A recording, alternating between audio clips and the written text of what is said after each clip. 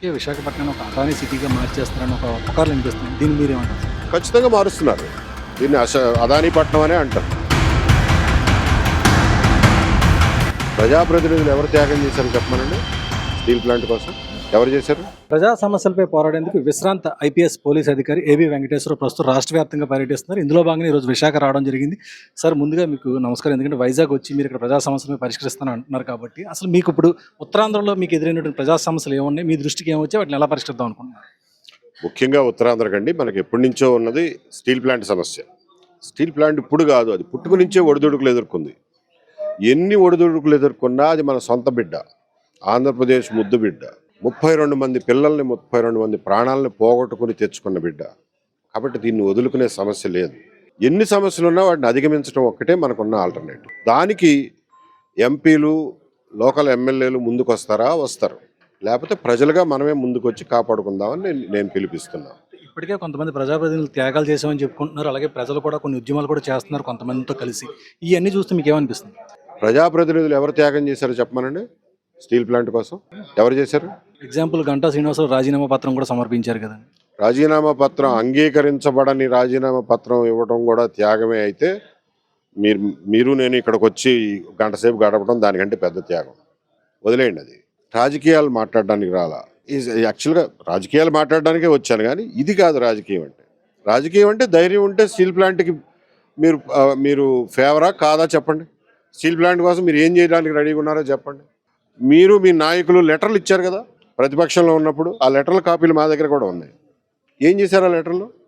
మీరు రాజీనామా ఇచ్చారు, బాగానే ఉంది శ్రీనివాసరావు. మరి మీరు మళ్ళీ ఎమ్మెల్యే అయ్యారు, మీ పార్టీ ప్రభుత్వంలోకి వచ్చింది.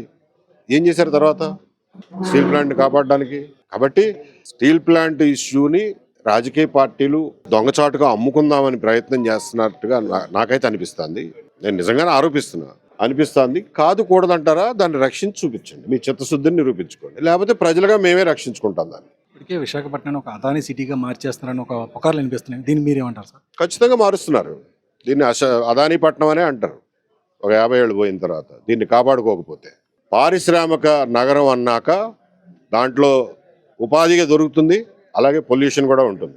పొల్యూషన్ కంట్రోల్ చేసుకుంటూ ఉపాధి సాధించడం తెలుగుగలాళ్ళు చేసే పని. ఆ రకంగా మనం ఈ సిటీని రెడీ చేసుకోవాలి. అంతే తప్ప వాడెవడో వచ్చి కొంచెం ల్యాండ్ తీసుకుని పెల్లెటైజేషన్ ఇండస్ట్రీ పెట్టి మన నెత్తి మీద దుమ్ము పోసి ఆ డబ్బులు తీసుకుని పోతాను అంటే చూస్తా ఊరుకోకూడదు.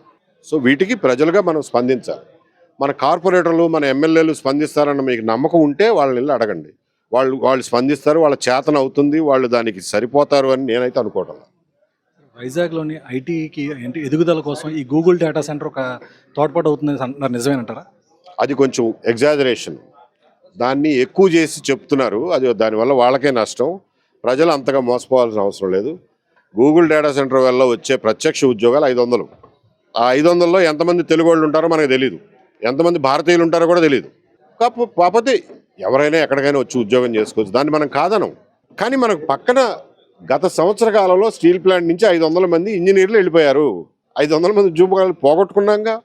ముందు దీన్ని కాపాడుకోవాలి కదా. అది చెప్తున్నా, కంపేర్ చేయడం కోసం చెప్తున్నా. గూగుల్ వద్దని కాదు. ఇప్పుడు అనకాపల్లిలో వస్తున్నటువంటి మెటల్ స్టీల్ ప్లాంట్కి ఇప్పుడు ఉన్నటువంటి విశాఖపట్నం స్టీల్ ప్లాంట్కి ఏమైనా తేడా ఉందా? దాన్ని ఎందుకు అంత హైప్ చేస్తున్నారు? అదేనండి, ఉన్నదాన్ని కాపాడుకోము.